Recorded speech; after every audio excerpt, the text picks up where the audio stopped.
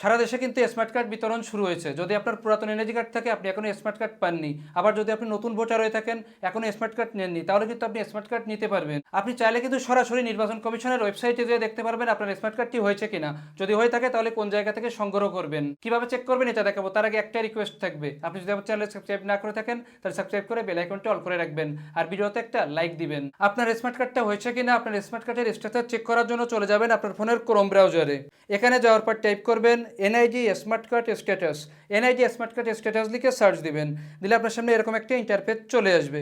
দেখেন এখানে প্রথমে একটা ওয়েবসাইট আছে এনআইডি http:/services.nidw.gov.bd। এখানে ক্লিক করবেন, করলে আপনার সামনে এরকম একটা হোম পেজ চলে আসবে। এখানে প্রথমে আছে স্মার্ট কার্ড স্ট্যাটাস, অর্থাৎ এখান থেকে আপনাকে আপনার স্ট্যাটাসটা চেক করতে হবে।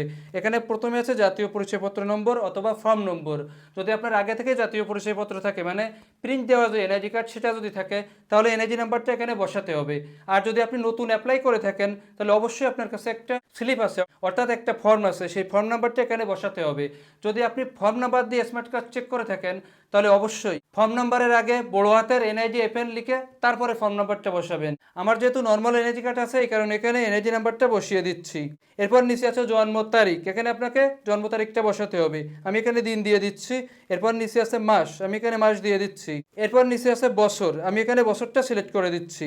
এরপর নিচে দেখেন একটা ক্যাপচা কোড দেওয়া আছে। যদি আপনি প্রাথমিকভাবে এটা বুঝতে না পারেন তাহলে পাশে যে রিভার্স অপশনটা আছে এখানে ক্লিক করবেন, চেঞ্জ হয়ে যাবে। যেটা আপনি বুঝতে পারবেন সেটা এই ছকে বসিয়ে দিবেন। আমি এখানে ক্যাপচা কোডটা বসিয়ে দিচ্ছি। ক্যাপচা কোডটা বসানোর পর এখানে নিচে আছে সাবমিট, এখান থেকে সাবমিট করে দিবেন। দেওয়ার সাথে সাথে আপনার স্মার্ট কার্ডের স্ট্যাটাসটা এখানে দেখিয়ে দেওয়া হবে। দেখেন এখানে কিন্তু স্ট্যাটাস দেখাচ্ছে কমপ্লিট। যদি আপনার এখানে কমপ্লিট দেখায় তাহলে বুঝবেন যে আপনার স্মার্ট কার্ডটা হয়ে গেছে, আপনি সংগ্রহ করতে পারবেন।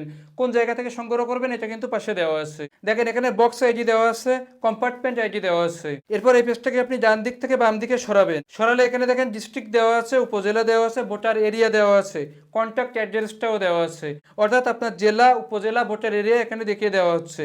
এরপর আপনাকে কন্ট্যাক্ট অ্যাড্রেস দেওয়া হয়েছে, মানে কোন অফিস থেকে আপনি স্মার্ট কার্ডটা সংগ্রহ করবেন সেটা কিন্তু এখানে লিখে দেওয়া আছে। তো আপনি এই উপজেলা নির্বাচন কমিশনের এই অফিসে যেয়ে যোগাযোগ করলে কিন্তু স্মার্ট কার্ডটা পেয়ে যাবেন। এটা গেল যদি আপনার স্মার্ট কার্ডটা হয়ে যায় তাহলে এরকম লেখা দেখাবে। এখন যদি আপনি চেক করে দেখায় যে স্মার্ট কার্ডের কোনো তথ্য পাওয়া যায়নি, তাহলে কিন্তু বুঝতে হবে যে আপনার স্মার্ট কার্ডটা হয়নি। আপনি কয়েক মাস পর আবারও চেক করে দেখবেন। আর এটাই ছিল আজকের ভিডিওর বিষয়। ভিডিওটা কেমন লাগলো কমেন্ট করে জানাবেন। যদি ভালো লাগে তাহলে বেশি বেশি করে শেয়ার করে দিবেন, ভিডিওতে লাইক দিবেন, আমার চ্যানেলে সাবস্ক্রাইব করে রাখবেন। আজ এখানে বিদায় নিচ্ছি, দেখা হবে আরেকটা ভিডিওতে।